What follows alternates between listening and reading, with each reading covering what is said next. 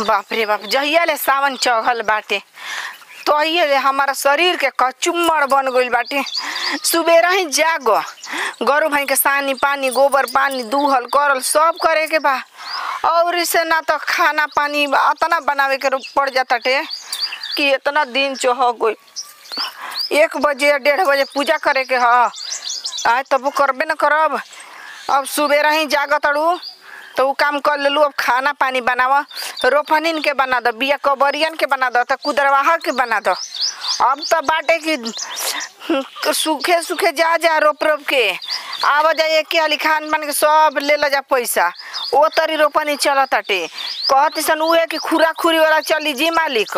एगो हमरा घर कंजूस बनन जा कि गरु के तरह हमरा के खटावत जा, खाना बनवावत जा। कहत मंगरू बो की चल जा। ओहरिया बहुते बढ़िया बढ़िया फूल फूल आइल बाटे। हम तुरे खातिर चल अनिया काहे से कि ओ दुआर पर ये कहू फूल नहीं खिसन मेहरा नु छोड़ होई। देखो हो कितना बढ़िया ये जे फूल फूल आइल बा। हम बान बा कर लेखा एहर ले ओहर ताकतनी कुछ कह बड़ी ना फूल फूल आइल बा। आज अतना तुर के लेके जाइब आ शंकर जी पर गौरा पार्वती जी पर अतना चढ़ाइब कि वो खुश हो जाए जाके। कुछ भी कह 12 बेसी 1-1:30 बजे पूजा करत है तो कहा हमर सेवका बढ़िया से करी ले। फाड़ बनावे दो तो फूल तोड़े दो, रोज रोज आइब आ यही जल फूल तोड़ तोड़ आ लेके जाइब। अभी के जाने केकर ना हो।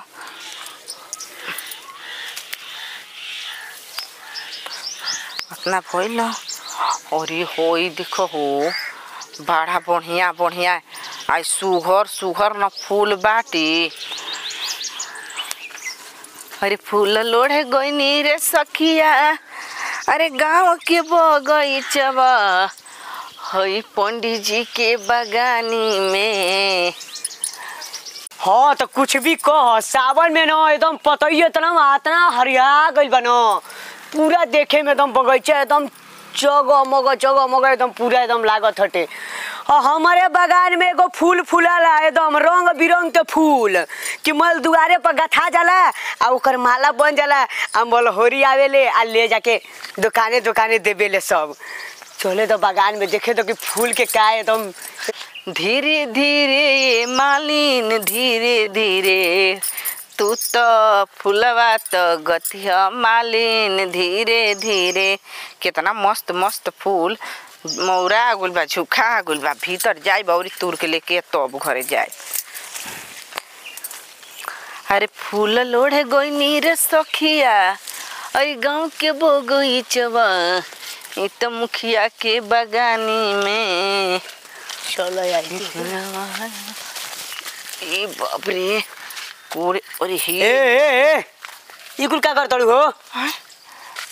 आनर हड़ा का हो कि सब बानर हड़ा फूल लोढ़त नहीं का कर हो तना कुल फूलवा तोड़ के बर्बाद कर देलू हो। ए बर्बाद रहा श्री सीताराम सीताराम बका श्री सीताराम ठीक बाटे। उ सब फूल तोड़ के लेके जातनी पूजा करे जातड़ू। हां देख लो तो हई फूलवा मैं तोड़ अरे तो हाला क्या करता तू तोड़ के लेके जा ना। तोड़ के लेके जा तू तो फूल का हमरा के काहे का तारा के दे दिए तोड़ नहीं। मैं हमार दुआर पर माला गथाला हो, माला गथा के जाला मार्केट में। माला गथाला मार्केट में जाला? हां ये का मतलब तोहार ह? त का ई पूरा बागान हमार हटे टोटल। अच्छा तू पंडित जी के लेके आड़ा का?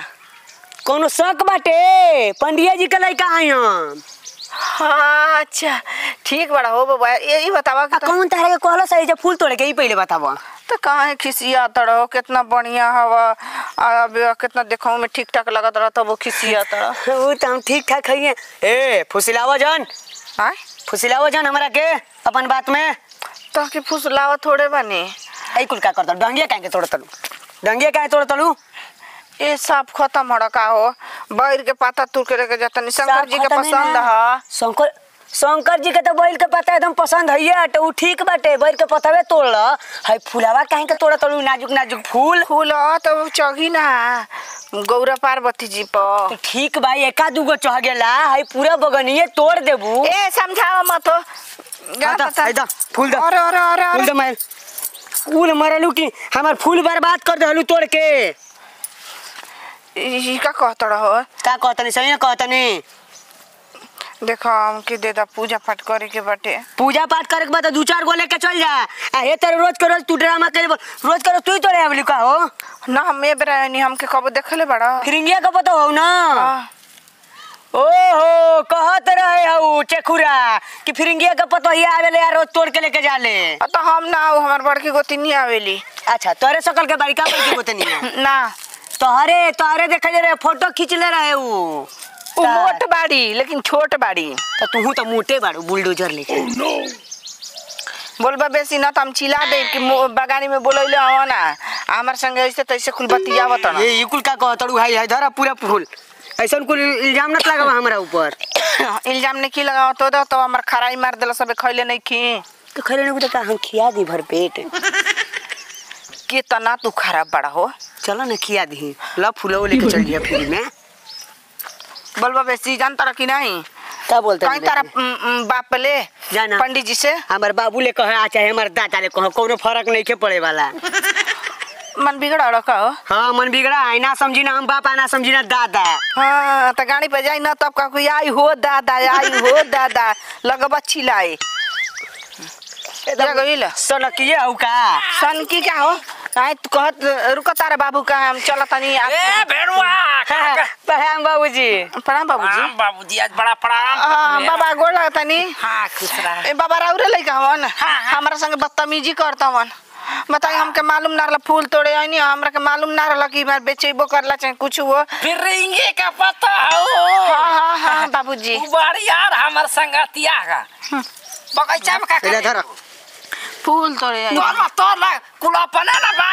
हां एकरा में सोचा वाली बात का बा। हां ये नोट लाग के बेड़वा लगाइले हैं मेहनत करके जो घर बा कर दो कर दो तुरंत मुंहवे। बहुत बदमाशी लेके बड़ा। हां बदमाश रउरे हमन ना। हां हमरा पक्का राउर जन्म लवन। जितना तोरे का तोला गांव घर में दूसरा के ना हवन। अरे ना हो तोरा हम आवत है। नहीं तली हई देखो हो ये जान बाप कितना बढ़िया है बेटा कितना खलनायक। हाँ ऐसा न बाप के महतारी के कुखी में जन्म जाता उसन ना लायक। ऐसे भी हमारा आवे के चाहिए तो कम में तोड़ के लेके जाए के कानी जाए। हाँ एगो बात पूछे कराला हो। बात पूछी बाबूजी पूछी। तो आर भाता 5 बरिस ले बहरे बा बात होत करेला। बात हाँ का कहिए बाबूजी बड़ी दुख के बात बाटे जनी। हाँ। ओ हरे न मेहर रखले बन सौतन हमार। हाँ हाँ जेकर कहाँ काम करे गोर हन न सऊदी। हाँ। उहे अपना माया के जाल में फंसा ले बिया आ नइखी आवे देत।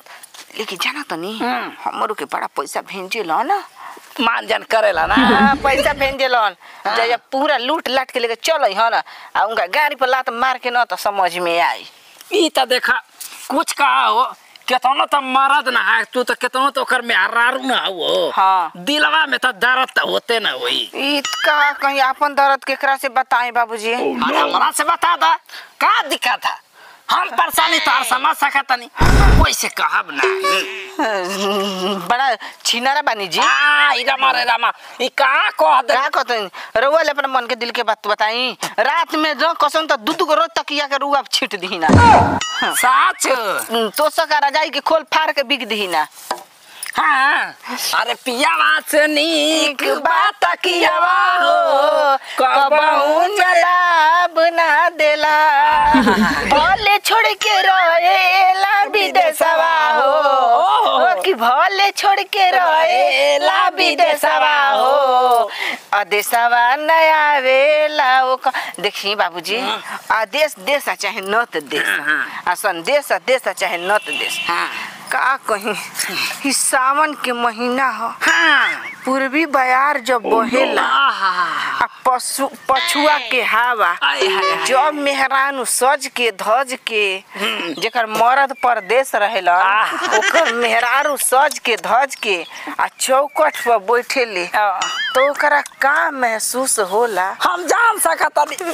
ओकर दर्द हमरा से पूछब तो हम बताई रउआ का बताई। बता बच्चे बता तू नहीं बता। कुछ ना मेहरारू के मर्द ना रहसन त मन करेला घूमे के फिरे हाँ जान तलू काहे जाता रुका जा तनी पूजा करे के ठीक बा पूजा करके यहाँ जितना मन करी ना तोड़ लिया फूल उल और कोनो काम लगी ना तो हमसे कही हम काम कर देता ठीक ठीक ठीक ठीक ठीक ठीक ठीक बा फिरेंगे से हाल चाल का दिया बढ़िया हाँ भेंट भाई जाला ना ठीक बा ठीक ठीक ठीक चतुर बाबूजी हाँ। फिर आई हाँ आती आती मैं आपका इंतजार करती करती कुछ का पंडिताइन जब ले हमके छोड़ के चल गए हेती एगो बिटुआ रहे पसत को जाए तो बहुत बढ़िया पतो रलिया हंसी मजाक लाई कर लिया इस साला भेड़ुआ के हर गोइल अबे अरे वो हम जानते तन देखी था के